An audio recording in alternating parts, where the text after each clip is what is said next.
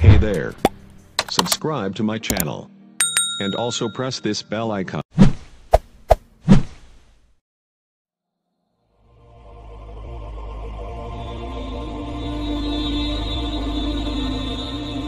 ہر عمل کا ایک لطف ہے، ہر عمل کی ایک حلاوت ہے، اور وہ حلاوت بندہ اتنی دیر تک اس سے متمتع نہیں ہو سکتا، اس سے فائدہ نہیں حاصل کر سکتا، اور وہ ایمان کی حلاوت اور لذت پا نہیں سکتا جب تک اس کی نظر پاک نہیں ہوتی۔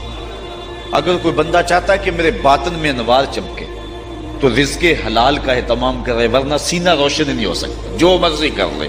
اگر رزق پاک نہیں ہے تو سینے میں روشنی نہیں آ سکتی، اور اگر نظر پاک نہیں ہے تو عبادت کی حلاوت نہیں مل سکتی۔ نماز پڑھتا ہے، سجدہ کر رہا ہے، قیام کرتا ہے، بس ایک مشق کر رہا ہے، لیکن اس کی ایک حلاوت ہے، اس کا ایک سرور ہے، اس کی ایک لذت ہے، اس کا ایک کیف ہے جو مومن کے سینے کے اندر جو ہے وہ چھا جاتا ہے۔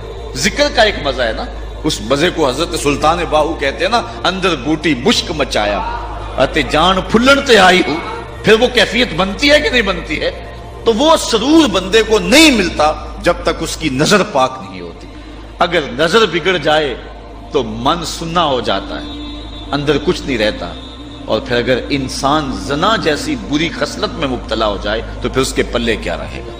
اللہ تعالیٰ نے فرمایا کہ کرنا تو دور کی بات ہے، لا تقربوا الزنا، اس بری خصلت کے قریب بھی نہ جانا۔ اس لیے مبادیات سے بھی روک دیا گیا، مبادیات سے بھی منع کر دیا گیا۔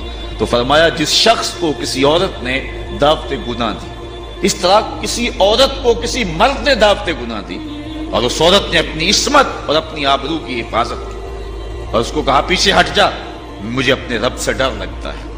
اور اسی طرح کسی مرد کو کسی عورت نے دعوت گناہ دی، تو اس نے کہا فقال انی اخاف اللہ، میں اللہ سے ڈرتا ہوں۔ اللہ اکبر۔ تو حضور فرمایا اس کو یہ اعزاز ملے گا۔ امام یافعی نے روض الریاحین کے اندر لکھا ہے کہ ایک نوجوان کپڑے کی دکان پہ کام کرتا تھا، اور تھا بڑا پارسا اور بڑا خوبصورت، دل کا بھی ستھرا تھا، ظاہر کا بھی ستھرا تھا، من بھی سونا تھا اور تن بھی سونا تھا، بڑا خوبصورت تھا۔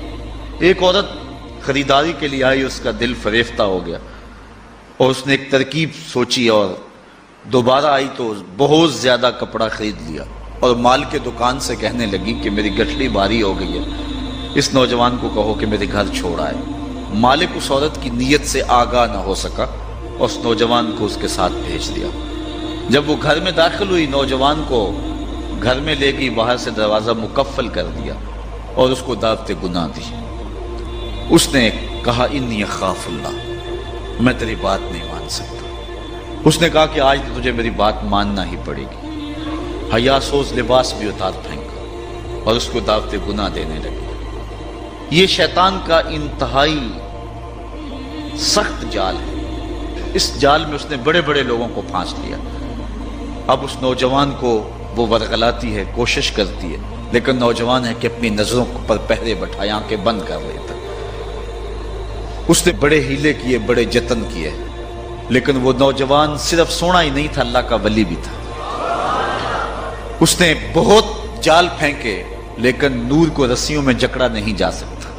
خیر، وہ نوجوان کے دل میں بات آئی کہ شیطان کا یہ جال انتہائی خطرناک جال ہے، ابھی تک تو بچتا آ رہا ہوں، ہو سکتا ہوں کہ ابھی اس کے جال میں پھنس جاؤں۔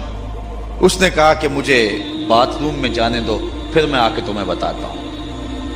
وہ اندر چلا گیا، پاخانہ کیا، اپنے ہاتھوں پہ کر کے پورے بدن پہ مل لیا، اور اسی حالت میں جب باہر آیا تو بدن سے بدبو اٹھ رہی تھی، عورت کا سارا نشہ اتر گیا۔ دروازہ کھول دیا اس نے، کہا چلا جا، تو کوئی دیوانہ اور مجنون شخص ہے۔